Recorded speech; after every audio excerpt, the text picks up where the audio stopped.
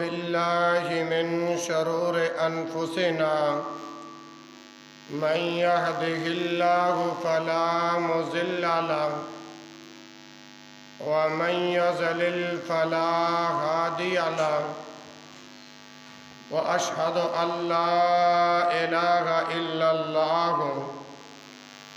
وحده لا شريك له وأشهد أن محمدًا عبده ورسوله أما بعد فإن خير الحديث كتاب الله وخير الهدي هدي محمد صلى الله عليه وسلم وشر الأمور محدثاتها وكل محدثة بدعة وكل بدعة ضلالة وكل ضلالة في النار. يا أيها الناس اتقوا ربكم الذي خلقكم من نفس واحدة وخلق منها زوجها وبث منهما رجالا كثيرا ونساء واتقوا الله الذي تساءلون به والأرحام إن الله كان عليكم رقيبا. يا أيها الذين آمنوا اتقوا الله وقولوا قولا سديدا يصلح لكم أعمالكم ويغفر لكم ذنوبكم ومن يطع الله ورسوله فقد فاز فوزا عظيما. يا أيها الذين آمنوا اتقوا الله حق تقاته ولا تموتن إلا وأنتم مسلمون. اللهم صل على محمد وعلى آل محمد كما صليت على إبراهيم وعلى آل إبراهيم إنك حميد مجيد. اللهم بارك على محمد وعلى آل محمد كما باركت على إبراهيم وعلى آل إبراهيم إنك حميد مجيد. رب اشرح لي صدري ويسر لي أمري واحلل عقدة من لساني يفقه قولي. سبحانك لا علم لنا إلا ما علمتنا إنك أنت العليم الحكيم. أعوذ بالله السميع العليم من الشيطان الرجيم من همزه ونفخه ونفسه. بسم الله الرحمن الرحيم. ولا يحسبن الذين يبخلون بما آتاهم الله من فضله هو خيرا لهم بل هو شر لهم سيطوقون ما بخلوا به يوم القيامة. تمام قسم کی حمد و ثنا اللہ ذوالجلال والاکرام کی ذات بابرکات کے لیے ہے، جو تنبت بالدہن وصبغ للآکلین ذات ہے، جو یا حی یا قیوم ذات ہے، جو ارحم الراحمین ذات ہے. درود و سلام امام الانبیاء خطیب الانبیاء والی بطحا سید الکونین و سید الثقلین امام الحرمین امام القبلتین امامنا فی الدنیا و امامنا فی الآخرہ جناب محمد الرسول اللہ صلی اللہ علیہ وآلہ وسلم کی ذات بابرکات پر درود و سلام کا نذرانہ عقیدت پیش کرنے کے بعد معزز سامعین و سامعات، نوجوانوں، بزرگوں، پردہ نشین اسلامی روحانی ماؤں اور بہنوں، اللہ مالک العالم کے خاص فضل و کرم کے ساتھ آج رمضان المبارک کا دوسرا جمعۃ المبارک عظیم الشان خطبات میں سے دوسرا خطبہ، جو کہ 15 اپریل 2022 کے حوالے سے اللہ رب العالمین نے مجھے اور آپ کو اس مقدس مقام پر مل کر بیٹھنے کی سعادت نصیب فرمائی، اور دعا ہے جتنے فوت شدگان ہیں اللہ سبنا کی بخشش و مغفرت فرمائے۔ میرے بھائیوں، میرے بزرگوں، آج آپ کے سامنے جو میں نے آیہ کریمہ پڑھنے کا شرف حاصل کیا ہے وہ ہے سورۃ آل عمران اور آیت نمبر 180۔ اللہ ذوالجلال والاکرام ارشاد فرماتے ہیں کہ وَلَا يَحْسَبَنَّ الَّذِينَ يَبْخَلُونَ بِمَا آتَاهُمُ اللَّهُ مِنْ فَضْلِهِ هُوَ خَيْرًا لَهُمْ بَلْ هُوَ شَرٌّ لَهُمْ سَيُطَوَّقُونَ مَا بَخِلُوا بِهِ يَوْمَ الْقِيَامَةِ۔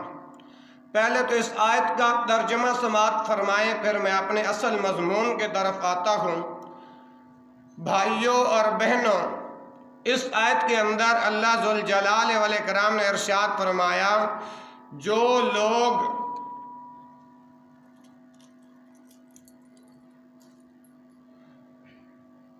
لوگ مال میں جو اللہ نے انہیں اپنے فضل سے عطا فرمایا ہے، وَلَا يَحْسَبَنَّ الَّذِينَ يَبْخَلُونَ بِمَا آتَاهُمُ اللَّهُ مِنْ فَضْلِهِ، وہ لوگ جن کو اللہ نے اپنے فضل سے مال عطا فرمایا ہے، یبخلون وہ بخل کرتے ہیں، یبخلون وہ کنجوسی کرتے ہیں، یبخلون وہ مکھی چوس بنتے ہیں۔ اللہ اکبر، اللہ ہوا خیر لہم بل ہوا شر لہم، وہ اس بخل کو اپنے حق میں خیر لہم اچھا سمجھتے ہیں، بل ہوا شر لہم حالانکہ وہ اچھا نہیں، بخل کرنا اچھا، کنجوسی کرنا اچھا نہیں، بل ہوا شر لہم بلکہ ان کے لیے برا ہے، ان کے لیے برا ہے وہ جس مال میں بخل کرتے ہیں۔ آگے فرمایا سَيُطَوَّقُونَ مَا بَخِلُوا بِهِ يَوْمَ الْقِيَامَةِ، قیامت کے دن اس کا توق بنا کر اس کے گلے کا ہار بنا دیا جائے گا۔ اللہ اکبر، اللہ۔ یہ ہے میرے محترم بھائیوں وہ آیت کریمہ جو آج کا میرا مضمون ہے۔ تو آج کا خطبہ جمعۃ المبارک انشاءاللہ تربیتی خطبہ جمعہ ہے، اور انشاءاللہ آج میں نے کچھ باتیں سمجھانی ہیں، یعنی زکوٰۃ کا نصاب، اس کے بارے میں دعا فرماؤ کہ اللہ شرح صدر عطا فرمائے، اللہ مجھے اور آپ کو حق کہنے، حق سننے اور حق پر اللہ عمل کرنے کی توفیق عطا فرمائے۔ زکوٰۃ کے وجوب کے جو بنیادی شرائط ہیں نا، پہلے تو میں یہ عرض کروں گا، اس کے بعد زکوٰۃ کی ادائیگی کا جو صحیح طریقہ ہے جو زکوٰۃ کے صحیح یعنی زکوٰۃ کے قبول ہونے کی، زکوٰۃ دینے کی جو شرائط ہے کتاب و سنت کے اندر جو مذکور ہے، میں نے وہ عرض کرنا ہے۔ میرے بھائیوں، وقت کم ہے، انتہائی کم ہے، اور میں نے بہت کچھ اس کے اندر عرض کرنا ہے، تو ذرا غور سے اب آپ سماعت فرماتے جائیں۔ نمبر 1، زکوٰۃ کے وجوب ہونے کی پہلی شرط یہ ہے کہ مسلمان ہونا، مسلمان ہونا، کیونکہ آج تربیتی خطبہ ہے، آج میرے ساتھ آپ کو بولنا ہوگا انشاءاللہ۔ زکوٰۃ کے وجوب ہونے کی میرے بھائیوں پہلی شرط کیا ہے؟ مسلمان ہونا، کیونکہ غیر مسلم کو زکوٰۃ نہیں دی جاتی اور غیر مسلم پر زکوٰۃ واجب نہیں، یہ ہے پہلی شرط۔ دوسری شرط یہ ہے کہ نصاب کا مالک ہونا، نصاب کا مالک ہونا، اللہ اکبر۔ دوسری شرط کیا؟ نصاب کا مالک ہونا، یعنی بندے کے پاس اتنا مال ہو، اتنے مال و اسباب کا مالک ہونا جس پر شریعت نے زکوٰۃ واجب کی ہے۔ دوسری شرط ہے نصاب کا مالک ہونا، بندے کے پاس اتنے مال و اسباب ہوں جن پر شریعت نے زکوٰۃ کو واجب کیا ہے، یہ دوسری شرط ہے۔ میرے بھائیوں، تیسری شرط یہ ہے کہ عاقل ہونا، عاقل ہونا یعنی انسان عقل مند ہو، اور جو عقل اور سمجھ سے محروم ہو، یوں کہہ لیں دیوانہ ہو، مجنون ہو، پاگل ہو، اس پر زکوٰۃ واجب نہیں۔ زکوٰۃ کے واجب ہونے کی تیسری شرط ہے کہ عاقل ہونا یعنی سمجھدار ہونا۔ زکوٰۃ کے وجوب کی میرے بھائیوں چوتھی شرط یہ ہے بالغ ہونا۔ زکوٰۃ کے وجوب کی ایک شرط بالغ ہونا ہے، اس لیے کہ نابالغ پر زکوٰۃ واجب نہیں۔ پانچویں شرط یہ ہے کہ مقروض نہ ہونا، مقروض نہ ہونا۔ کیا مطلب؟ میں اس کی طرح تھوڑی سی ڈیفینیشن اور عرض کرتا چلوں۔ کسی شخص کے پاس بقدر نصاب مال ہے، لیکن اس پر دوسروں کا قرضہ ہے، اس پر دوسروں کا قرضہ بھی ہے، تو اس پر زکوٰۃ واجب نہیں، یعنی اس کا مال نصاب کو پہنچتا ہے لیکن لوگوں کا قرضہ اس پر ہے، تو پھر اگر قرضہ ہے تو تب زکوٰۃ واجب نہیں۔ البتہ قرض کی مقدار منہا کرنے کے بعد بھی بقدر نصاب مال باقی رہے تو اس صورت میں مال پر زکوٰۃ واجب ہوگی۔ یعنی یہ جو پانچویں شرط میں نے بیان کیا ہے نا جی میرے بھائیوں، رمضان المبارک کا دوسرا خطبہ بڑا اہم خطبہ ہے۔ اللہ کی رضا کے لیے آج ذرا غور سے یہ الفاظ بھائیوں اور بہنوں اپنے دل و دماغ میں بٹھاتے چلو، اتارتے چلو۔ مقروض بندہ اگر اس کا مال نصاب کو بقدر نصاب کو پہنچ چکا ہے تو تب اس پر زکوٰۃ واجب ہے، اگر اس پر لوگوں کا قرضہ ہے تو تب زکوٰۃ واجب نہیں۔ ہاں، اگر وہ قرضہ ادا کرنے کے بعد بھی بقدر اس کا مال جو ہے نا بقدر نصاب کو پہنچتا ہے تو تب زکوٰۃ واجب ہے۔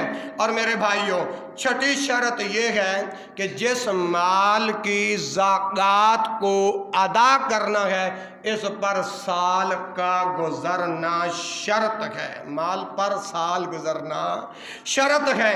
اللہ اکبر، یعنی بقدر نصاب مال کا مالک ہونے کے ساتھ ہی زکوٰۃ واجب نہیں ہوتی، بلکہ اس پر 1 سال پورا گزرنے کے بعد زکوٰۃ واجب ہو جاتی ہے۔ اسی طرح 7ویں شرط زکوٰۃ کے واجب یعنی زکوٰۃ کے واجب ہونے کے جو 7ویں شرط اسلام نے جو رکھی ہے وہ یہ ہے نصاب کا ضرورت اصلیہ سے زائد ہونا۔ وجوب زکوٰۃ کے لیے ایک شرط یہ بھی ہے کہ آدمی کے پاس جو مال ہے وہ اس کی بنیادی ضرورت ہے، بنیادی ضرورت سے جائز ہو، جیسے کھانا پینا، لباس، رہنے کا مکان، پیشہ ور آدمی کے اوزار، مشینیں وغیرہ، سواری کا گھوڑا، سائیکل، موٹر سائیکل وغیرہ اور گھرداری کا سامان، یہ ساری چیزیں اگر ضرورت اصلیہ میں شمار ہوں گی تو ان پر زکوٰۃ واجب نہ ہوگی۔ میرے بھائیوں اور بہنوں، اللہ کے فضل سے آج ہم نے کتاب و سنت کے اندر زکوٰۃ کے وجوب کی جو 7 شرائط بیان ہوئی ہے وہ ہم بیان کر چکے ہیں۔ اور میرے بھائیوں اور بہنوں، اب اگلی بات جو ہے وہ یہ ہے، زکوٰۃ کی ادائیگی کے جو صحیح ہونے کی جو شرائط ہے نا وہ کیا ہے، اب ذرا وہ غور سے سماعت فرمائیں۔ زکوٰۃ کی صحیح طور پر ادا ہونے کی شرط چند شرائط اسلام نے رکھی ہیں۔ یہ شرائط اگر موجود ہیں تو تب آپ کی زکوٰۃ ادا کرنا صحیح ہے، وگرنہ نہیں۔ اب اس کی یہ 4 شرائط ہیں۔ زکوٰۃ کے صحیح ادا ہونے کی کتنی شرائط ہیں؟ بلند آواز سے بولو ماشاءاللہ، کتنے جی؟ 4۔ پہلی شرط یہ ہے کہ مسلمان ہونا۔ زکوٰۃ ادا کرنے کے لیے ضروری ہے کہ زکوٰۃ دینے والا مسلمان ہو، زکوٰۃ دینے والا پیغمبر کا امتی ہو، زکوٰۃ دینے والا کلمہ طیبہ پڑھنے والا ہو۔ اگر کوئی غیر مسلم کو زکوٰۃ ادا کرے گا تو وہ زکوٰۃ ادا نہیں ہوگی۔ اب اس میں جو دوسری شرط ہے نا، زکوٰۃ ادا کرنے کی نیت کرنا، یعنی زکوٰۃ نکالتے وقت یا مستحق کو دیتے وقت یہ نیت کرنا ضروری ہے، یہ ارادہ کرنا ضروری ہے کہ زکوٰۃ دی جا رہی ہے، لیکن جسے دی جا رہی ہے اسے بتانا ضروری نہیں۔ یہ دوسری شرط ہو گئی۔ اور تیسری شرط یہ ہے کہ مالک بنانا، جس کو زکوٰۃ آپ ادا کر رہے ہیں نا، زکوٰۃ کے صحیح ادا ہونے کی تیسری شرط یہ ہے کہ مالک بنانا۔ اب مالک بنانے کا مطلب کیا ہے جی؟ کہ زکوٰۃ ادا کرتے وقت زکوٰۃ لینے والے کو اس کا مالک بنانا۔ اور چوتھی شرط یہ ہے مقررہ مدوں میں سے کسی ایک مد پر خرچ کرنا۔ زکوٰۃ صرف ان ہی مدوں پر خرچ کی جائے گی جو قرآن میں بیان کی گئی ہیں، ان کے سوا کسی دوسری مد میں زکوٰۃ خرچ کی گئی تو زکوٰۃ ادا نہ ہوگی۔ یہ 4 شرائط ہیں میرے بھائیوں۔ یہ جو چوتھی شرط اسلام نے، دین نے، شریعت نے جو بیان کی ہے، یہ اس کی اگر کوئی بندہ دلیل پوچھے کہ دلیل کہاں ہے، سورۃ التوبہ کھولیے گا، آیت نمبر 60 نکالیے گا۔ سورۃ توبہ کی آیت نمبر، محبت سے بولو، سورۃ توبہ کی آیت نمبر 60 نکالو گے نا، وہاں پر عرش والے پروردگار نے 8 مصارف بیان فرمائے گئے۔ کتنے مصارف ہیں؟ 8۔ جو قرآن نے 8 مدیں بیان کی ہیں، آپ انہی پر خرچ کرو گے تو آپ کی زکوٰۃ ادا ہوگی۔ اس کے علاوہ آپ زکوٰۃ ادا کرو گے تو آپ کی زکوٰۃ ادا نہ ہوگی۔ اگر اللہ نے وقت دیا تو میں انشاءاللہ وہ 8 مدیں بھی عرض کروں گا۔ اگر اللہ نے وقت نہ دیا، چونکہ میں نے آج زکوٰۃ کا نصاب آپ کے سامنے رکھنا ہے، تو اللہ کی توفیق سے جتنی اللہ نے توفیق دی ہم عرض کرتے چلے جائیں گے۔ دعا ہے اللہ مجھے اور آپ کو سمجھنے، سمجھانے، پھر اس پیغام کو دوسرے مسلمان بھائیوں تک اللہ پھیلانے کی توفیق عطا فرمائے۔ یہ تو گئی شرائط۔ اب آتے ہیں سونے اور چاندی کا نصاب کیا ہے۔ سونے اور چاندی کی آپ نے زکوٰۃ نکالنی ہے نا، تو اس کا نصاب کتنا ہو تو تب اس پر زکوٰۃ واجب ہوتی ہے۔ میرے بھائیوں بڑا اہم خطبہ ہے، بھائیوں اور بہنوں غور سے سماعت فرماتے جاؤ۔ اب جو نصاب بیان کرنے لگا ہوں نا سونے اور چاندی کا، یہ اپنا صحیح سنن ابی داود کے اندر حدیث موجود ہے، اور حدیث کا نمبر ہے 1391۔ حدیث کا نمبر ہے 1391۔ حضرت علی رضی اللہ تعالی عنہ سے مروی ہے کہ رسول اکرم حضرت محمد صلی اللہ علیہ وآلہ وسلم نے ارشاد فرمایا، جب تیرے پاس 200 درہم ہوں، کتنے؟ 200 درہم، اور ان پر سال گزر جائے تو ان میں سے 5 درہم زکوٰۃ ہے۔ کتنی زکوٰۃ ہے جی؟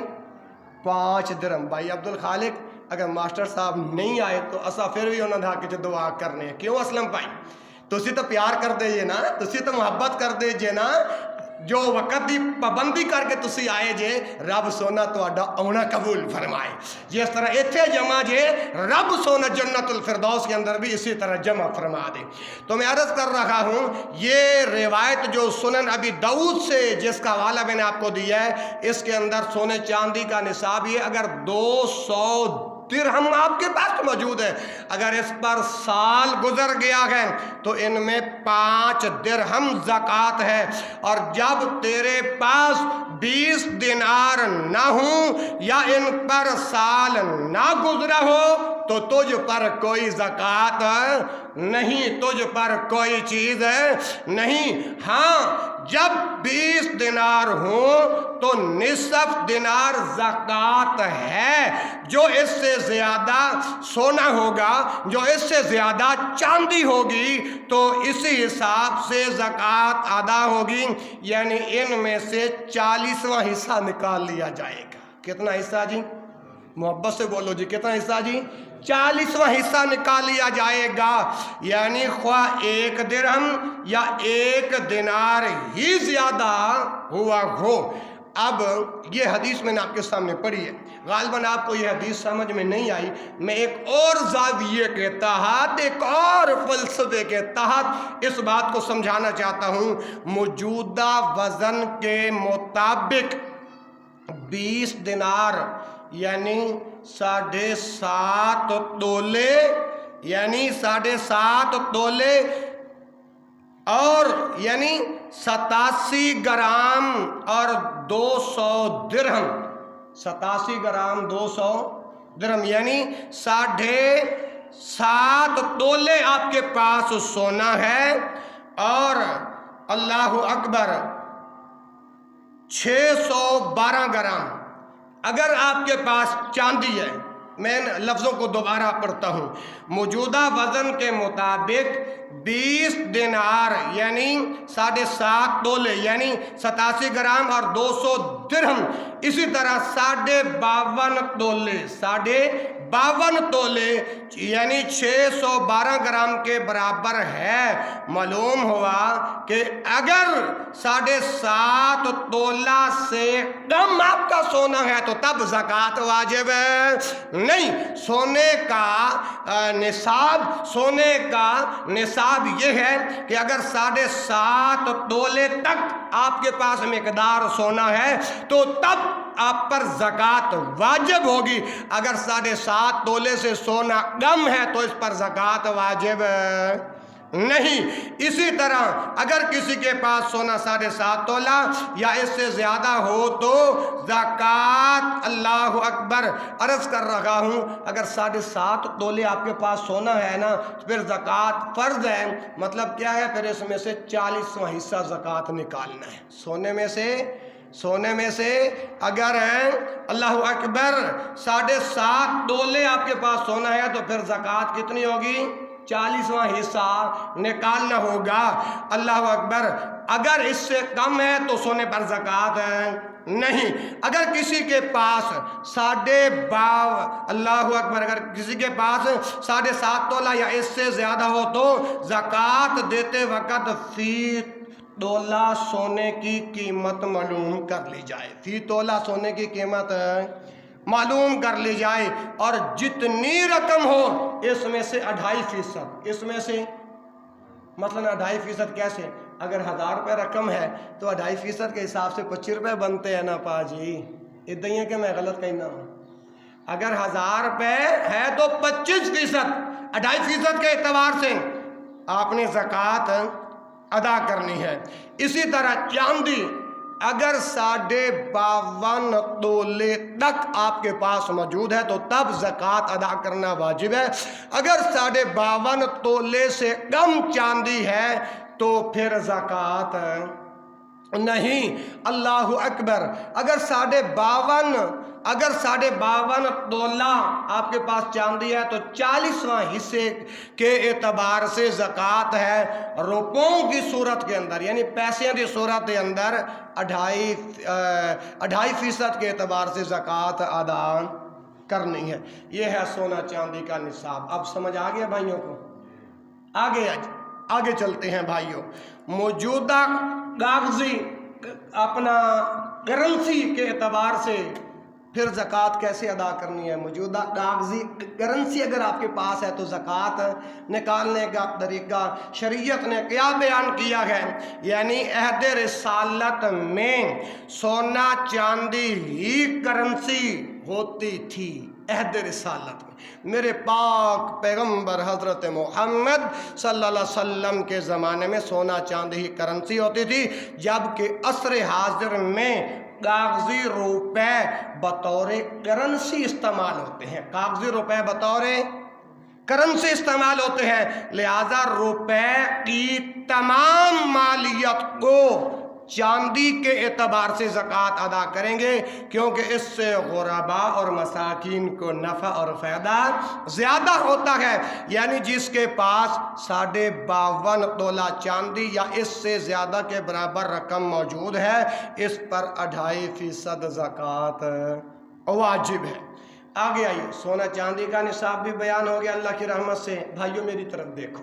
इसी तरह मौजूदा कागजी करेंसी के मुताल्लिक भी बयान हो गया। अब आते हैं माल तिजारत पर ज़कात अदा करने का शरीयत ने क्या तरीका बयान फरमाया है। एक बात याद रखें, आलात तिजारत पर ज़कात नहीं है।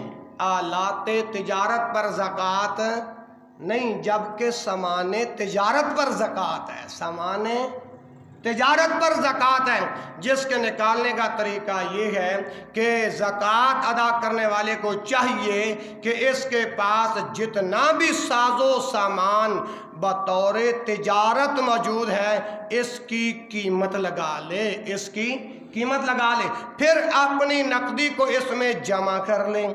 अगर किसी को कुछ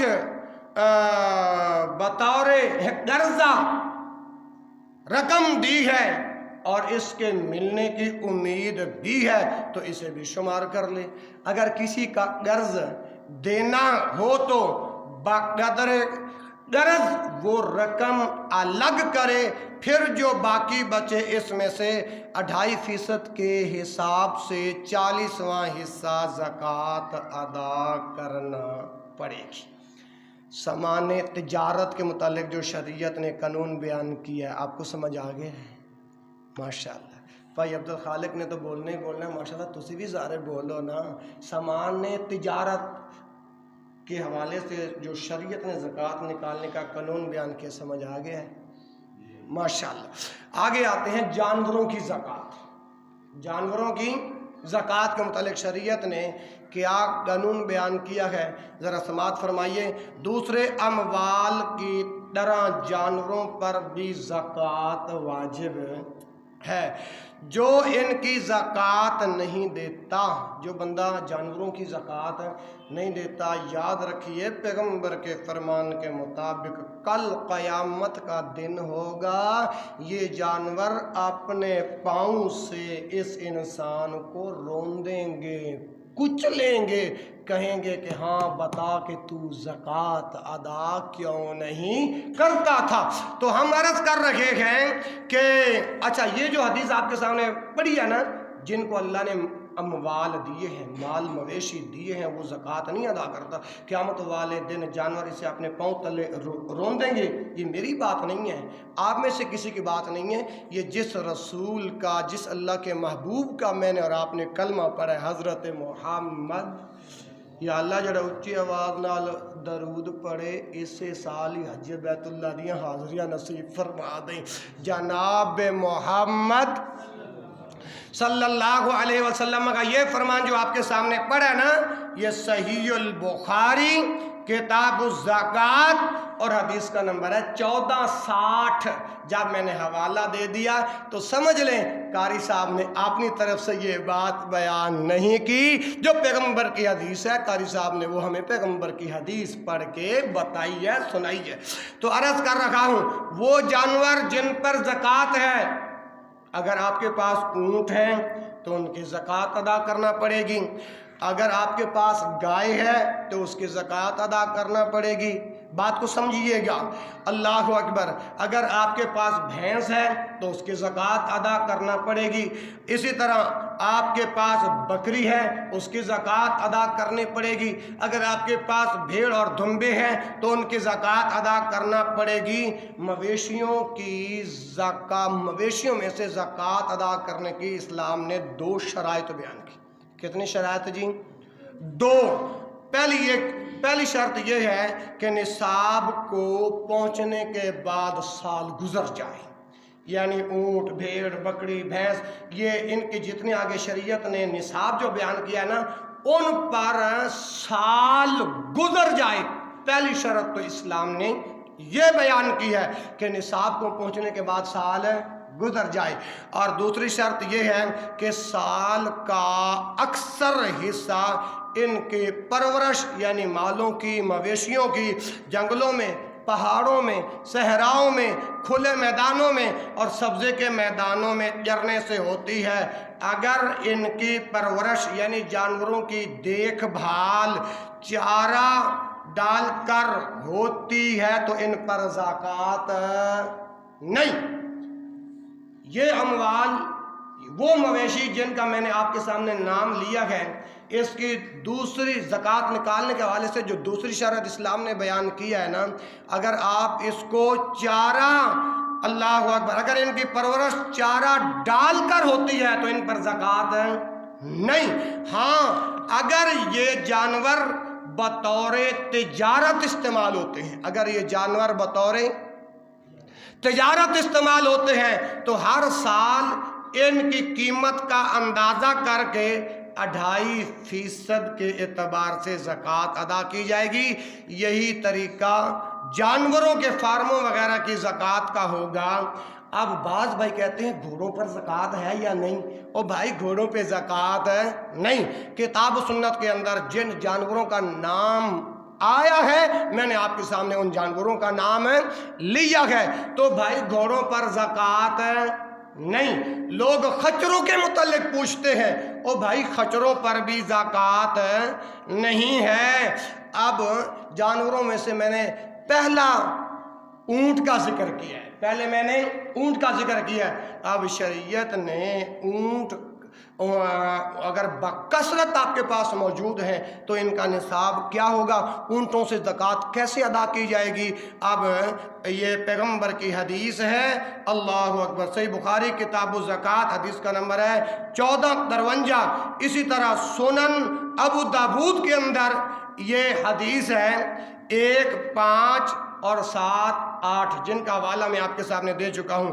اور یاد رکھیے کہ 5 اونٹوں سے کم ہیں تو تب زکوٰۃ واجب نہیں۔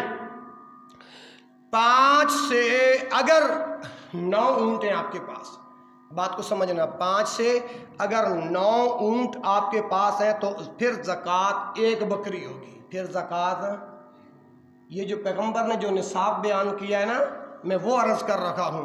اسی طرح اگر آپ کے پاس 10 سے 14 اونٹ ہیں پھر 2 بکریاں زکوٰۃ ہوں گی۔ 15 سے 19 تک اگر آپ کے پاس اونٹ ہیں تو پھر 3 بکریاں زکوٰۃ ہوگی۔ اسی طرح 20 سے 24 اونٹ اگر آپ کے پاس ہیں تو 4 بکریاں ان میں سے زکوٰۃ لی جائے گی۔ شریعت یہیں پہ خاموش نہیں، شریعت نے آگے کیا بیان کیا کہ 25 سے اگر 135 تک اگر آپ کے پاس اونٹ ہے نا تو پھر زکوٰۃ 1 سالہ مؤنث اونٹنی ادا کرنا پڑے گی۔ اسی طرح اگر آپ کے پاس 36 سے 146 تک اگر آپ کے پاس اونٹ ہیں پھر زکوٰۃ 2 سالہ مؤنث اونٹنی ادا کرنا پڑے گی۔ اسی طرح 46 سے 60 تک اگر آپ کے پاس اونٹ ہیں تو پھر 3 سالہ اونٹنی زکوٰۃ ہوگی۔ اسی طرح 76 سے 190 تک اگر آپ کے پاس اونٹ ہیں پھر 2 سالہ اونٹنیاں 2 سالہ زکوٰۃ ادا کرنا پڑے گی۔ اسی طرح اگر آپ کے پاس 91 سے 120 تک اونٹ ہیں پھر 2 اونٹنیاں عمر جن کی 3 سال ہوگی وہ زکوٰۃ ہوگی۔ 120 سے آگے یہ بات یاد رکھنے والی ہے، 120 سے آگے ہر 40 میں 1 اونٹنی 2 سالہ اور ہر 50 میں سے 1 3 سالہ اونٹنی زکوٰۃ ہوگی۔ یہ تو اونٹوں کا نصاب ہے زکوٰۃ ادا کرنے کے حوالے سے۔ اب اگر کسی بھائی کے پاس گائے ہیں، گائے، تو اگر ان گائیوں کی زکوٰۃ نکالنی ہے تو ان کا طریقہ کیا ہے؟ گائیوں کی تعداد شریعت نے 30 بیان فرمائی ہے۔ کتنی؟ محبت سے بولو، پیار سے بولو، چاہت سے بولو، وقار سے بولو، اطمینان سے بولو۔ اگر گائیوں کی تعداد شریعت نے 30 بیان کی، اگر 30 ہیں تو زکوٰۃ واجب ہوگی، اگر 30 سے کم آپ کے پاس گائیاں ہیں تو تب زکوٰۃ واجب نہیں ہوگی۔ اللہ اکبر۔ ہر 30 گائیوں میں سے ایک طبی یا طبیہ زکوٰۃ ہوگی۔ اب آپ کہیں گے قاری صاحب طبیہ کیا ہوتا ہے؟ دوسرے لفظوں میں یہ سمجھیں کہ جس بھائی کے پاس 30 گائیاں اس نے شمار کی ہیں کہ اب میری 30 گائیاں ہیں تو پھر ایک طبیہ یعنی 1 سال کا بچڑا یا بچڑی جو دوسرے سال میں داخل ہو چکا ہو تو یہ اس کی زکوٰۃ ہوگی۔ اور ہر 40 گائیوں میں سے اگر 30 سے زیادہ آپ کے پاس گائیاں یعنی 10 اور لگا لو، 40 اگر آپ کے پاس گائیاں ہیں تو ہر 40 گائیوں میں سے 1 مسنہ زکوٰۃ ہوگی۔ اب مسنہ کیا ہے کہ 2 سال سے زیادہ کا نر، 2 سال عمر سے زیادہ کا نر یا مادہ جس کے سامنے کے دانت گر چکے ہوں ان کو مسنہ کہتے ہیں۔ اگر آپ کے پاس 40 گائیاں ہیں تو ان کی زکوٰۃ ہوگی 1 مسنہ جو 2 یا 3 سال سے زیادہ کا ہو، چاہے مذکر ہو یا مؤنث، سامنے کا دانت گر چکا ہو تو یہ مسنہ 40 گائیوں میں سے زکوٰۃ ٹھہرتی۔ آگے آتے ہیں بکریوں کی زکوٰۃ کا نصاب شریعت نے کیا بیان کیا ہے۔ اللہ اکبر۔ 20 ہو گیا میرے بھائیوں، ذرا توجہ سے سماعت فرمائیں۔ گائیوں کا نصاب بیان ہو گیا زکوٰۃ ادا کرنے کا، اب آتے ہیں بکریوں کا نصاب شریعت نے کیا بیان کیا ہے۔ اگر آپ کے پاس 40 سے کم بکریاں ہیں تو پھر زکوٰۃ واجب نہیں۔ کتنی بھلا؟ 40 سے کم بکریاں ہیں تو زکوٰۃ واجب نہیں۔ 40 سے 120 تک اگر آپ کے پاس بکریاں ہیں، 40 سے 120 تک بکریاں ہیں تو 1 بکری زکوٰۃ ہوگی، 1 بکری ज़कात होगी। 120 से 200 तक, 120 से 200 तक आपके पास बकरियां हैं तो फिर 2 बकरियां ज़कात अदा करना पड़ेंगी। ये शरीयत ने निसाब बयान किया है। हर यानी 201 से 300 तक 3 बकरियां ज़कात अदा करना पड़ेगी। इसके बाद हर 100 पर 1 बकरी ज़कात शरीयत ने वाजिब की। ਇਹ ਜਿਹੜੀ ਮੈਂ ਬੱਕਰੀਆਂ ਦੀ ज़कात ਬਿਆਨ ਕੀਤੀ ਹੈ ਨਾ, ਬੱਕਰੀਆਂ ਦੇ ਵਿੱਚ ज़कात ਨਿਸਾਬ ਅਦਾ ਕਰਨ ਦਾ ਤਰੀਕਾ ਇਹ ਪੈਗੰਬਰ ਦੀ ਜਿਹੜੀ ਹਦੀਸ ਦੇ ਵਿੱਚ ਬਿਆਨ ਕੀਤਾ ਹੈ ਉਹ ਜੇ ਸਹੀਹੁਲ ਬੁਖਾਰੀ ਕਿਤਾਬੁ ज़कात ਔਰ ਹਦੀਸ ਦਾ ਨੰਬਰ ਜੇ 1454। ਤੁਸੀਂ ਕਹੋਗੇ ਕਾਰੀ ਸਾਹਿਬ ਇਹ ਤੁਸੀਂ ਬਾਕੀ ਨਿਸਾਬ ਤੇ ਬਿਆਨ ਕੀਤੀ ਜਾਂਦੇ ਆ ਤੇ ਮੌਜੂਦਾ ਜਿਹੜੀ ਫਸਲ ਹੈ ਉਹਦਾ ज़कात गड्ढण का तरीका तुसी बयान ही नहीं किया। अब वही नंबर आ गया है। गंदम, आजकल गंदम माशाल्लाह काट रहे हैं ना, दुआ करो अल्लाह हर मुसलमान को ये साल की रोज़ी है, अल्लाह अपने फजल से इनके घरों तक, हर मुसलमान के घर तक पहुँचा दे। गंदम, चावल, कपास वगैरह में उशर क्या है, ज़कात क्या है? ज़मीनी पैदावार में से ज़कात अदा करना फ़र्ज़ है और इसे उशर भी कहते हैं, ज़कात भी कहते हैं। इसका निसाब क्या है? 5 वसक। कितना निसाब है जी? 5 वसक। अब ये 5 वसक क्या है? वसक के वज़न में उलमाए इस्लाम, उलमाए उम्मत का इख्तिलाफ है। बड़े सगीर के जो उलमा है ना, वसक का वज़न 20 मन बताते हैं। वाव सीन काफ, वसक का वज़न कितना बताते हैं जी? 20 मन। और हाफिज़ मोहम्मद गोंदलवी, असलम भाई, हाफिज़ मोहम्मद गोंदलवी रहमतुल्लाह अलैह फरमाते हैं कि 15 मन 30 किलो, 15 मन 30 किलो एक वसक को कहते हैं। यानी इसका निसाब है 5 वसक। हाफिज़ मोहम्मद गोंदलवी साहब 15 मन 30 किलो कहते हैं, लेकिन उस्ताद मोहतरम हाफिज़ अब्दुस्सलाम भुटवी साहब फरमाते हैं कि एहतियात इसी के अंदर है कि जब कोई जिनस, जब कोई लफ्ज़ नज़र समझे आ जाए, जब कोई जिनस 15 मन को पहुंच जाए, जब कोई जिनस 15 मन को पहुंच जाए तो इसमें से उशर ज़कात अदा करना वाजिब है। यानी अगर ये बात समझ में नहीं आई ना तो ज़रा दूसरे लफ्ज़ों में समझिएगा कि यानी 15 मन से 20वां हिस्सा जब 20 मन से तजावज़ कर जाए, 15 मन से 20वां हिस्सा, 15 मन से बोलो 20वां हिस्सा, और जब 20 मन से ज़्यादा हो जाए, जब 20 मन से तजावज़ कर जाए तो हर 20 मन पर 1 मन ज़कात है। हर 20 मन पर 1 मन ज़कात है, 1 मन उशर है। अच्छा, गंदम अगर आपके पास 5 वसक जितना निसाब है तो आप इससे भी उशर अदा करोगे। कपास अगर 5 वसक निसाब तक पहुंचती है तो उसमें से भी आप उशर अदा करोगे। चावल से भी अदा करोगे, गन्ना इससे भी उशर अदा करोगे, मक्की इससे भी उशर अदा करोगे, सूरजमुखी इससे भी आप उशर अदा करोगे। यानी इस अगर इसका निसाब 5 वसक तक पहुंच चुका है तो आप इसका भी उशर अदा करोगे। सरसों, दालें वगैरह अगर 15 मन से कम है तो उशर नहीं, 15 मन से कम है तो उशर नहीं। अल्लाह अकबर, अगर इससे ज़्यादा है तो उशर वाजिब है।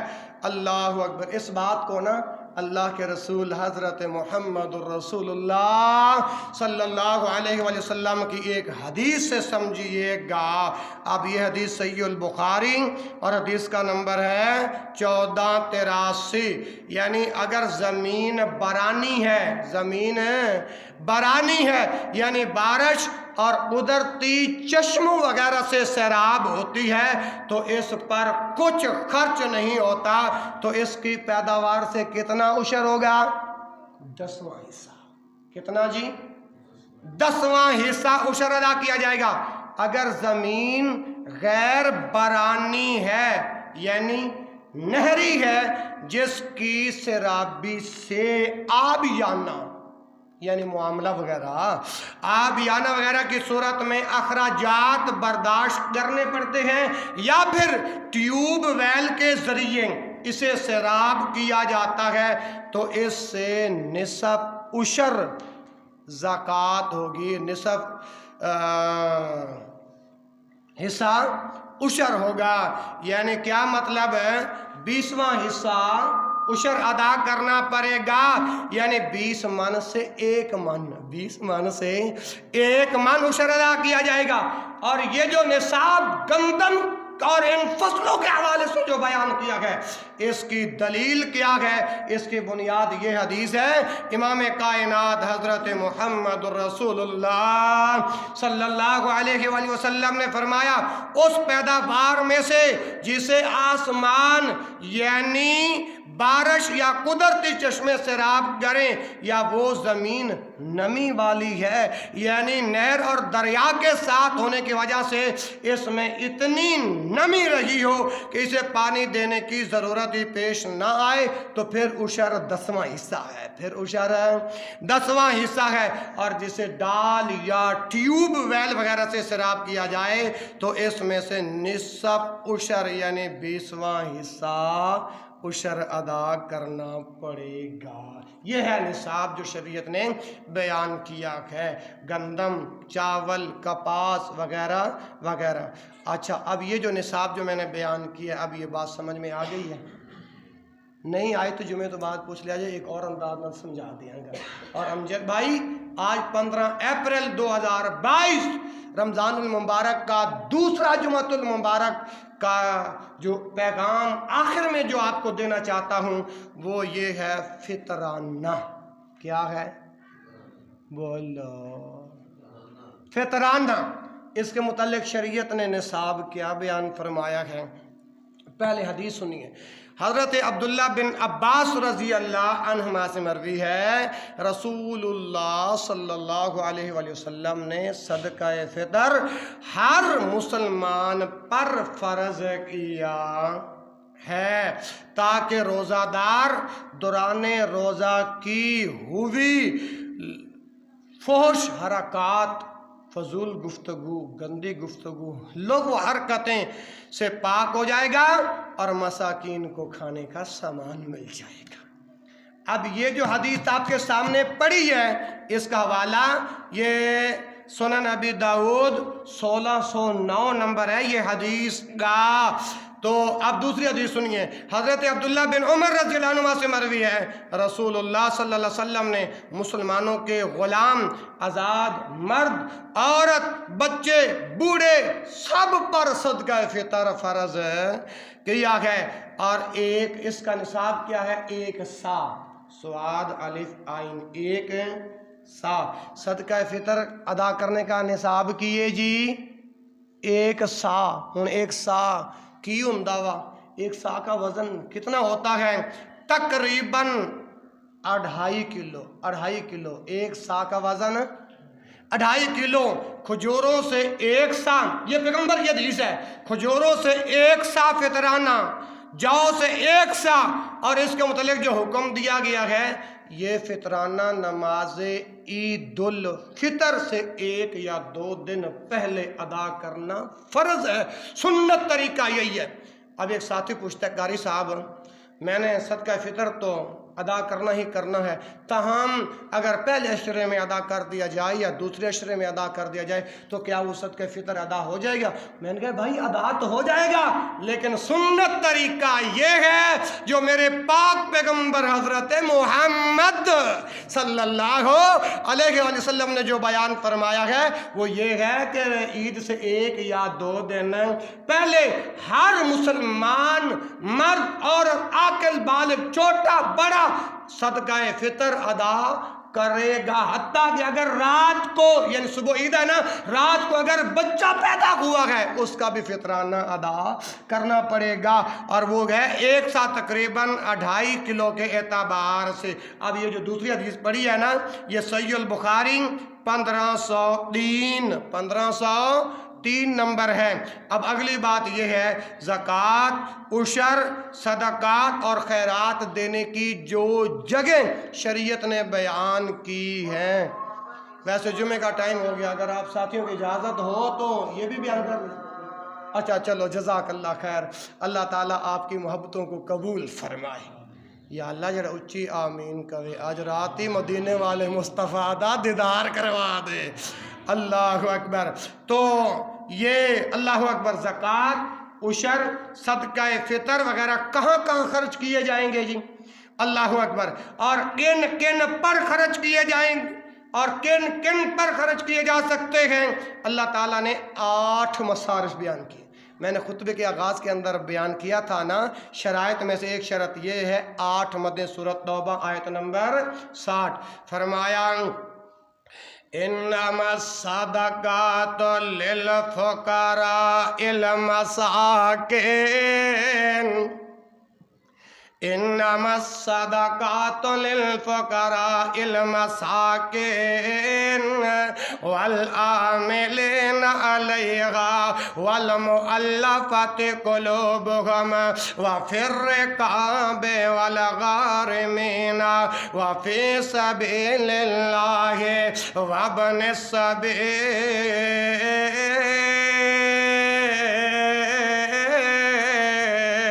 فریضۃ من اللہ واللہ علیم حکیم۔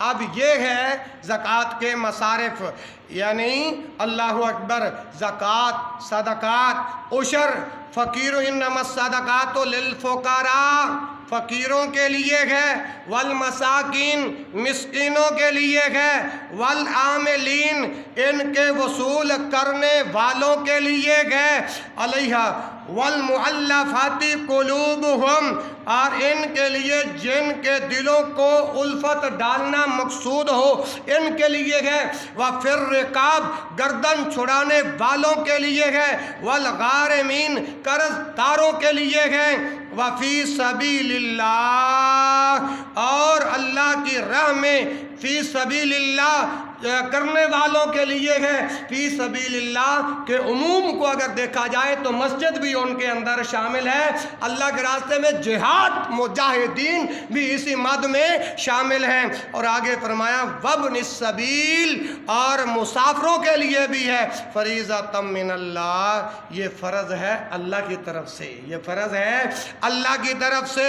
آگے فرمایا واللہ علیم حکیم، اللہ تعالیٰ علم و حکمت والا ہے۔ اللہ تعالیٰ بولو، علم و حکمت والا ہے، یعنی فقراء اور مساکین میں وہ تمام لوگ شامل ہیں جن کے مسائل زیادہ ہوں، وسائل کم ہوں، مسائل زیادہ ہوں، اسلم بھائی، وسائل کم ہوں، مثلا محتاج یا کثیر العیال، تنگ دست، اپاہج، معذور یا دائمی مریض، زلزلہ، سیلاب سے متاثر یا کسی حادثہ کے شکار لوگ وغیرہ وغیرہ وغیرہ۔ اس علاوہ اس زمن میں علوم دینیہ سے تعلق رکھنے والے طلباء اور طالبات، اور جو متعفف ذہن رکھتے ہیں۔ اب متعفف کیا ہے؟ کسی سے چمٹ کر سوال نہیں کرتے، متعفف کسی سے چمٹ کر، لا یسألون الناس الحافا، کسی سے چمٹ کر بولو سوال نہیں کرتے، ذہن رکھتے ہیں، اور وہ لوگ بھی شامل ہیں۔ سورۃ بقرہ آیت نمبر 373 اور صحیح بخاری میں 45-39 حدیث کے اندر اس کی وضاحت موجود ہے۔ اسی طرح تیسرے نمبر پر قرآن نے بیان کیا عاملین، سرکاری اہلکار یا جماعتی کارکن جو زکوٰۃ و صدقات کی وصولی پر مامور ہوں، اگرچہ وہ خود غنی ہی کیوں نہ ہوں۔ اور تیسرے نمبر پر ہے مؤلفات القلوب، یعنی تلیف قلب کے لیے، دل جوئی کے لیے کسی کو کچھ نہ کچھ دینا، یعنی یوں سمجھیے کہ جو اسلام کی طرف مائل ہو اسے کچھ دینا تاکہ مکمل اسلام میں داخل ہو جائے۔ یا ایھا الذین آمنوا ادخلوا فی السلم کافہ، جیسا کہ اللہ کے پاک پیغمبر جناب محمد رسول اللہ صلی اللہ علیہ وسلم نے ایک آدمی کو ایک بکریوں کا ریوڑ دے دیا تھا۔ صحیح مسلم حدیث نمبر 2312۔ اسی طرح پانچویں شرط ہے گردن چھڑانا، غلاموں اور قیدیوں کو آزاد کروانے میں خرچ کرنا۔ چھٹے نمبر پر غارمین، مقروض شخص یا کسی چٹھی کا آشکار آدمی کو بھی زکوٰۃ وغیرہ دی جا سکتی ہے۔ اور ساتویں مد یہ ہے فی سبیل اللہ، اس مصرف میں وہ تمام افراد شامل ہیں جو دنیا میں غلبہ اسلام کے لیے کسی بھی